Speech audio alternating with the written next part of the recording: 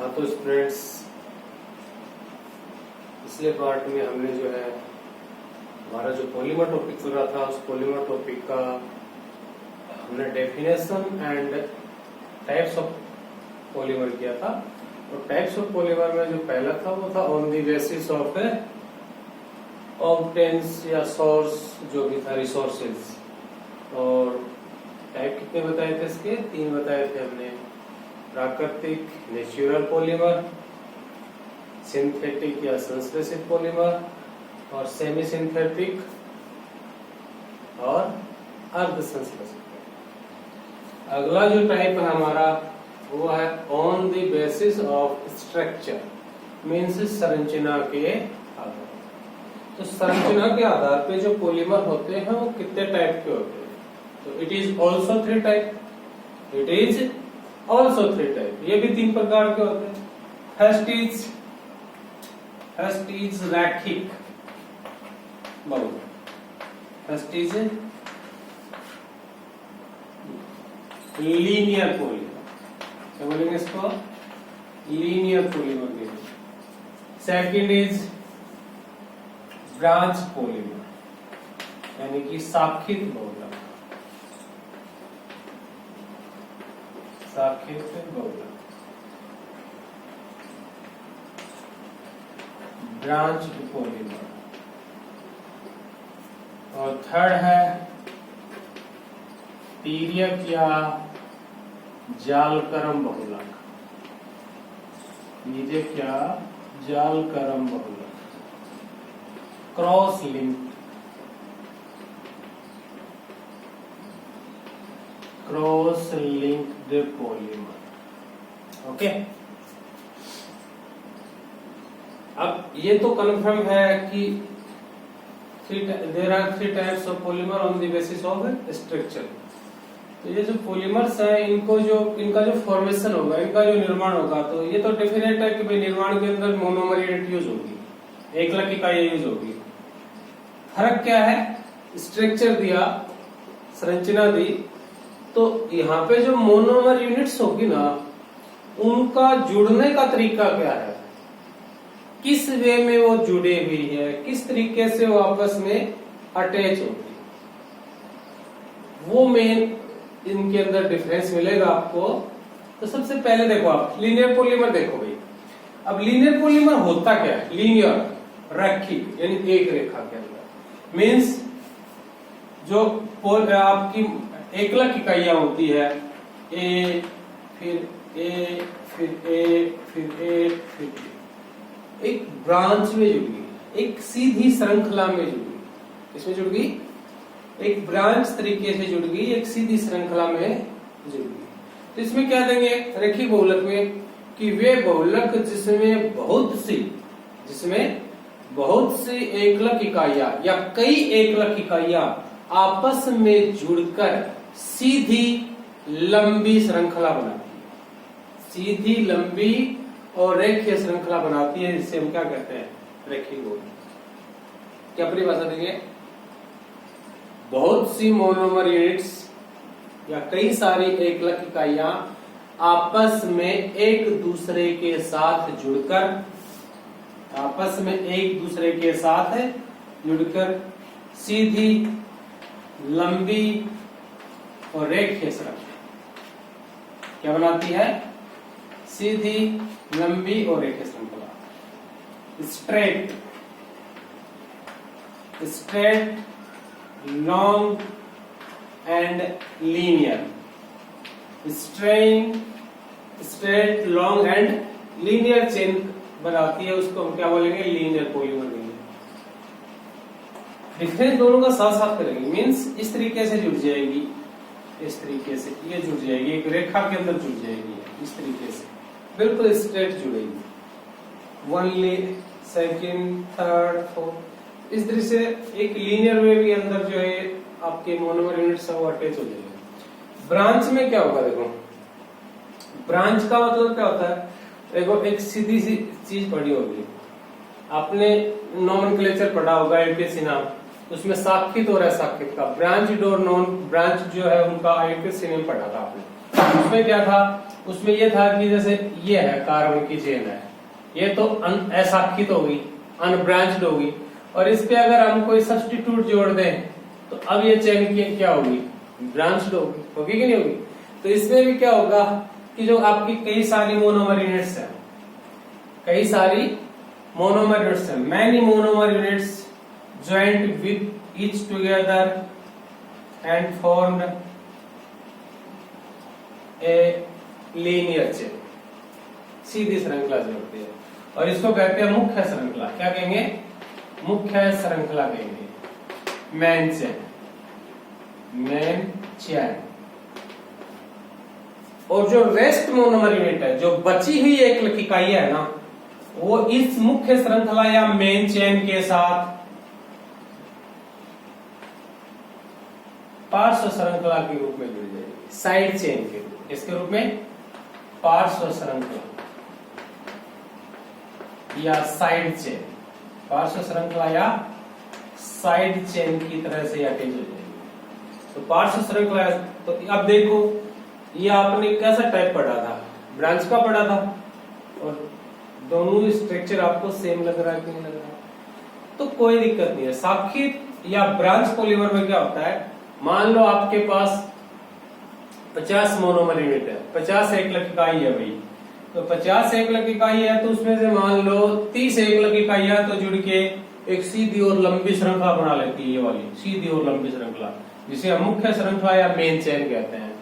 और 20 जो एकलक इकाइयां बच गई, वो इस मुख्य श्रृंखला के अप एंड डाउन, ऊपर और नीचे जो है साइड चेन की फॉर्म में या पार्श्व श्रृंखला की फॉर्म में अटैच हो जाती है, जुड़ जाती है, और इस तरीके का जो स्ट्रक्चर बनता है उसको हम क्या कहते हैं, शाखित बहुलक या ब्रांच पॉलीमर। ओके, इसकी जो डेफिनेशन होगी, तिर्यक या जाल, तो देखो आपने जाल, जाल क्या होता है, जाल देखा होगा, जाल को हम नेट लाइक स्ट्रक्चर कहते हैं। क्या कहते हैं, नेट लाइक। नेट देखा होगा, अरे वॉलीबॉल नहीं खेलते क्या, तो उस वॉलीबॉल के अंदर जो नेट्स होता है, उस नेट्स के अंदर छोटे छोटे से चेम्बर से नहीं बने होते हैं क्या, समझिए बात को। तो जो छोटे छोटे चेम्बर्स बने होते हैं, उन छोटे छोटे चेम्बर्स के अंदर जो है एक जालनुमा स्ट्रक्चर बनता है, उसी को हम तिर्यक या जालकर में नेट लाइक स्ट्रक्चर कहते हैं। होता क्या एक्चुअल में इसके अंदर कि मान लो कई सारी एकलक इकाइयां हैं, वो तो आपस में लीनियर वे में जुड़ जाएगी। किस वे में जुड़ जाएगी, लीनियर वे में। और ये जो लीनियर चेन है आपकी, रेखीय श्रृंखला है, इनके बीच में क्रॉस लिंक बन जाएंगे। क्या बन जाएंगे, क्रॉस लिंक। इस तरीके के क्रॉस लिंक आ जाएंगे इसमें। देखो देखो ये नेट लाइक स्ट्रक्चर होगी कि नहीं होगी। वॉलीबॉल का नेट देखा होगा आपने, उसमें इस तरीके का स्ट्रक्चर ही तो होता है, तो इसलिए इसको क्या बोलते हैं, नेट लाइक स्ट्रक्चर या जालकर्म बहुलक या तिर्यक। तिर्यक क्यों बोला, क्योंकि क्रॉस बोर्ड बन गए इसमें। क्या बन गए, क्रॉस। तो देखो डेफिनेशन एक बार दोबारा देखो, बिल्कुल सिंपल सी डेफिनेशन है। रैखिक बहुलक या लीनियर पॉलीमर क्या होता है, कई सारी एकलक इकाइयां आपस में जुड़कर एक सीधी, लंबी और रेखीय श्रृंखला बनाती है, इसे रेखीय बहुलक कहते हैं। इंग्लिश वर्जन में क्या बोलेंगे, many monomer units joint with each together and formed straight, long and linear chain known as linear polymer. और ब्रांच पॉलीमर या शाखित में क्या करेंगे, मैंने बताया था एग्जाम 50 पॉलीमर का, तो कई सारी जो एकलक इकाइयां हैं वो तो आपस में जुड़कर के क्या बनाती है, कई सारी एकलक इकाइयां आपस में जुड़कर एक सीधी श्रृंखला बना देती है, रेखीय श्रृंखला बना देती है, जिसे हम मुख्य श्रृंखला कहते हैं। क्या कहते हैं। और बची हुई जो एकलक इकाइयां होती है, वो बची हुई एकलक इकाइयां फिर इसके साथ अप एंड डाउन, ऊपर और नीचे पार्श्व श्रृंखला के रूप में जुड़ जाती है, इसे हम शाखित बहुलक कहते हैं। In English version, many monomer units joined with each together and formed a linear chain, which is known as main chain, and the rest monomer units attached with main chain up and down. This is known as branched polymer. तीसरा जो type है net like structure, इसमें क्या होता है, many monomer units arrange in A linear chain, arrange in A linear chain and some cross link bond, cross का अर्थ होता है तिरछे, तो some cross link bond formed between these linear chain and obtain a net like structure known as cross link polymer, net like polymer, तिर्यक polymer या jar compound. अगली जो बात आती है इनके अंदर, इसके अंदर जो होता है, इसके अंदर जो मोनोमर यूनिट्स होती है वो एक दूसरे क्लोज पैक्ड होती है। क्या होती है? क्लोज पैक्ड होती है। क्या होती है भाई? क्लोज पैक्ड होती है। ये रेखीय श्रृंखला एक दूसरे के बिल्कुल पास पास होती है, तो क्लोज पैक्ड होती है। और क्लोज पैक्ड होने के कारण, क्लोज पैक को हिंदी में कहते हैं सुसंकुलित। कैसे होती है? सुसंकुलित होती है। कैसी होती है? सुसंकुलित होती है। और सुसंकुलित या क्लोज पैक होने के कारण क्या होगा, इसका बीपी, एमपी, टेंसाइल स्ट्रेंथ ये सब हाई होती है। क्या होती है? हाई, उच्च होती है। इसकी बात करें, ये क्लोज पैक नहीं होती है। क्या नहीं होती है? क्लोज पैक नहीं होती। ओके, और क्लोज पैक ना होने के कारण बीपी, एमपी, टेंसाइल स्ट्रेंथ लो होती है। क्या होती है? ओके, इसके जो एग्जांपल्स होंगे ना, क्यों? क्योंकि जो लीनियर चेन आपकी होती है, रेखीय श्रृंखलाएं जो होती है, रेखीय श्रृंखलाएं वो एक दूसरे के साथ पास पास स्थित होती है। पास पास स्थित होने के कारण कैसी संरचना होती है? सुसंकुलित होती है, क्लोज पैक्ड होती है। और क्लोज पैक्ड होने के कारण इसके गलनांक, क्वथनांक, तनन सामर्थ्य है। गलनांक, क्वथनांक, तनन सामर्थ्य, ये सब क्या होते हैं? उच्च होते हैं। ठीक है, इसके अंदर एक क्लोज पैक होती नहीं है, पास पास नहीं होती, क्योंकि ऊपर चला गया, ये नीचे चला गया, तो काफी दूरी पे ये जो है मोनोमर यूनिट्स अरेंज होती है, इसलिए इसको क्लोज पैक नहीं बोल सकते हो। क्लोज पैक ना होने के कारण boiling point, melting point, tensile गलनांक, क्वथनांक और तनन सामर्थ्य कम होती है। और ये जो आपकी नेट लाइट, इसके जो एग्जांपल्स होते हैं, तीसरा पॉइंट, इसमें तीन बातें हैं, डेफिनेशन है और एक क्लोज पैक्ड है और एग्जांपल। इसका आता है बैकेलाइट। क्या है भाई? Bakelite, Bakelite. ठीक है, मेलेमिन, फॉर्मेल्डिहाइड, रेजिन, मेलेमिन, फॉर्मेल्डिहाइड, रेजिन। इसके जो एग्जांपल्स हैं, इसका क्या होता है? ग्लाइकोजन। क्या एग्जांपल है इसके भाई? ग्लाइकोजन, एमाइलोपैक्टिन,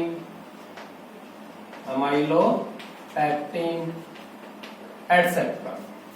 और इसके जो एग्जांपल्स होंगे ना, इसके जो एग्जांपल्स होंगे भाई, यहाँ पे कर देता हूं, ट्रिपल पीएन। कैसे लर्न करोगे इसको? Triple PN, पॉलीएथीन, PVC,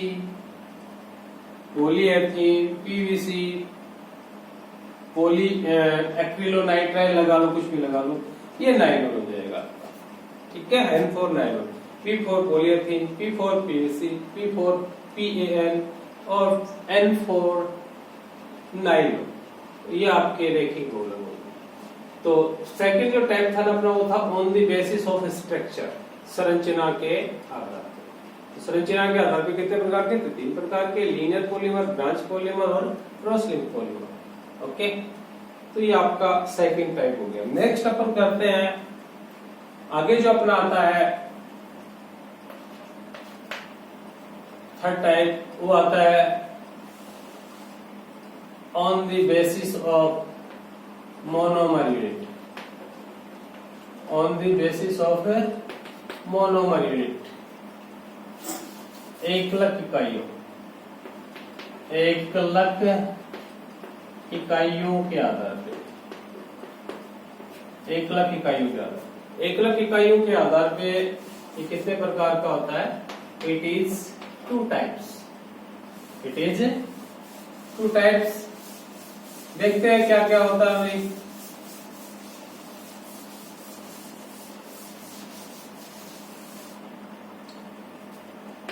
it is 2 types, okay. In 2 types में क्या होगा देखो भाई, इन 2 टाइप्स में होगा, फर्स्ट इज समबहुलक,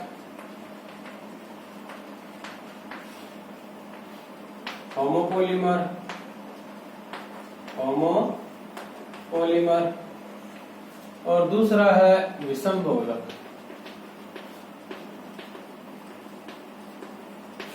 हेट्रोपोलीमर।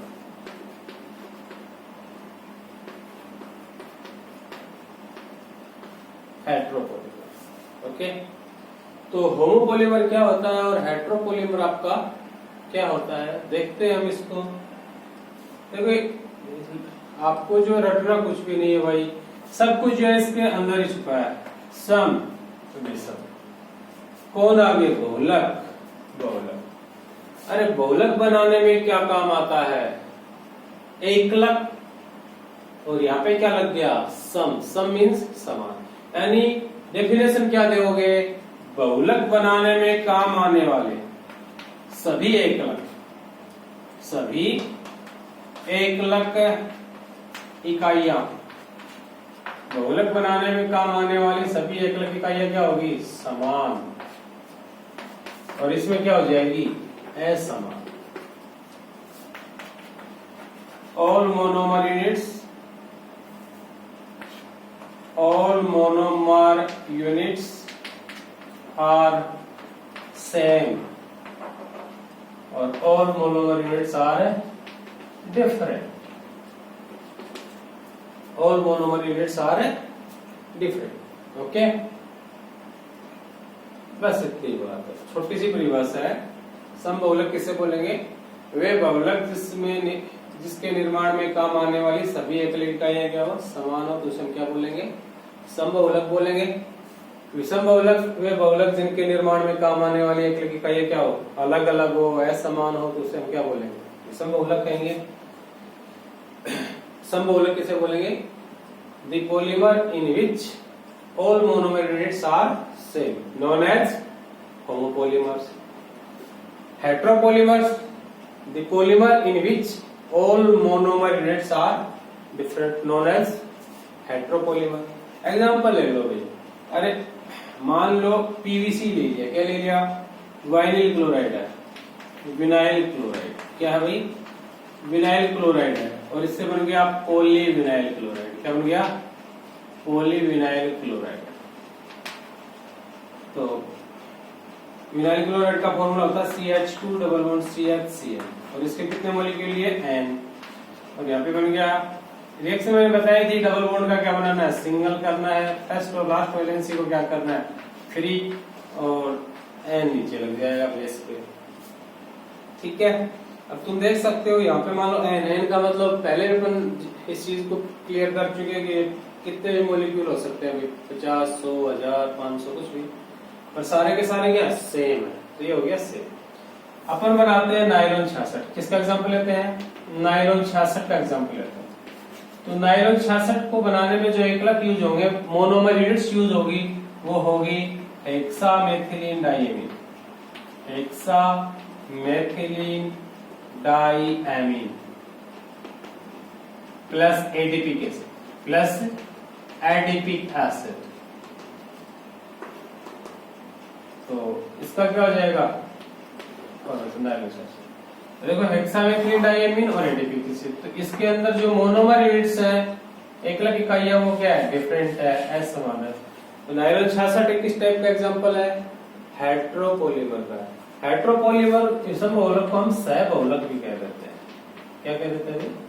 सहबहुलक भी कह देते हैं, ओके। तो ये हमारा सेकंड टाइप हो गया। इसके बेसिस पे हो गया on the basis of monomer units. Third is अगर आप कहोगे ये एडीपी एसिड के फॉर्मूलाज वगैरह क्या होते हैं तो इनके लिए हम ट्रिक कर लेंगे, कोई दिक्कत नहीं है। जो फोर्थ आपका टाइप आता है वो आता है on the basis of temperature, on the basis of temperature मतलब ताप के आधार, इसके आधार पे, ताप के आधार पे भी ये कितने प्रकार का होता है भाई? 2 प्रकार का होता है। क्या क्या होता है देखो,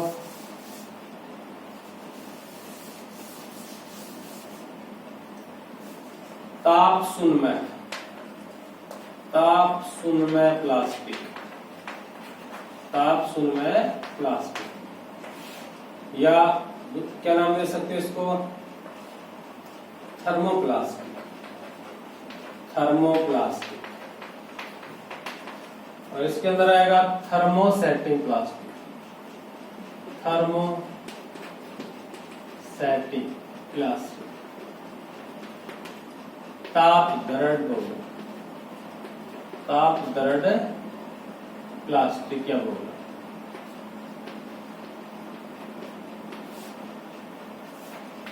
देखो सिंपल सी बात है, एक सिंपल सा एग्जांपल देते हैं हम। जैसे मान लो एक टिप्पणी भाषा लिख देते हैं, वे बहुलक जिन्हें पिघलाकर, जिन्हें पिघलाकर पुनः विभिन्न साँचों में, विभिन्न साँचों में डाला जा सकता है, डाला जा सकता है। उसे क्या बोलेंगे? ताप सुन्मय, सुन्मय। और इसमें नहीं डाला जा सकता, नहीं डाला जा सकता।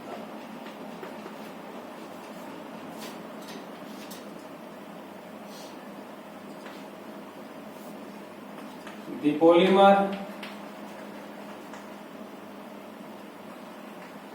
which are not converted into new templates या new goods, which are not converted into new templates by melting, पिघलाना। मेल्टिंग मीन्स क्या होता है? पिघलाना। इसमें तो यस आ जाएगा, the polymer which are convert into new templates by melting. और इसमें क्या जाएगा? नो, कन्वर्ट नहीं किया जा सकता है। ठीक है, इसके